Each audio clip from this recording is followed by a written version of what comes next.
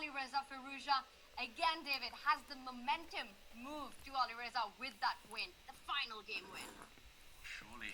Surely now it feels that way. When you win with the black pieces, you feel like you're on top of the world. You feel like you're invincible, and especially having been down in that match the whole time, Firouzja, to strike back right at the end with such a cool tactic. Yeah, I think he's the favourite now. It's going to be tough for Duda to recover psychologically. Wow. He's got to do it, and he's got to do it fast, as the Armageddon will be coming up really soon, David, and can be so frustrating knowing that you've done everything right. You had an advantage out of the opening and then missing that absolute trick in the end. David, you've got to take us through all the high points in that big win by Alireza, or should I call him Alpha Reza?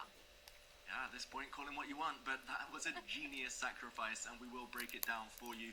We're going to jump in. We covered the opening stages of this game. It was the Dutch defense. It was really cagey. It was really blocked, a locked up position. Ultimately, neither king castled. The white king on f2 looks nice and safe behind a wall of pawns. Likewise, the black king, safe enough for now, but the position really exploded as we predicted it would. The last move by black, pawn to a5, asking the white queen a question. Here, Duda made a bit of a slip. He took the pawn on a5. Maybe the best was to capture on b7, and there's actually some x-ray tactics against the black king in the near future. This one would have become really complicated. Queen takes a5, however, not approved of by the computer because it allowed this move. Pawn to f4, Duda sheds the white king of its protection. Now the white e-pawn is the key, undermined now and forced to stay on the square, defending its knight on d4.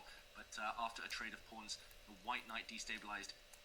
Knight drop back to c2 was forced, and yeah, Duda here just maybe reeling from the shock of having to retreat his pieces, losing coordination, allowed Alireza or Alpha Reza to step forward with some tactics. Rook takes c3, I think a good move despite the question mark here.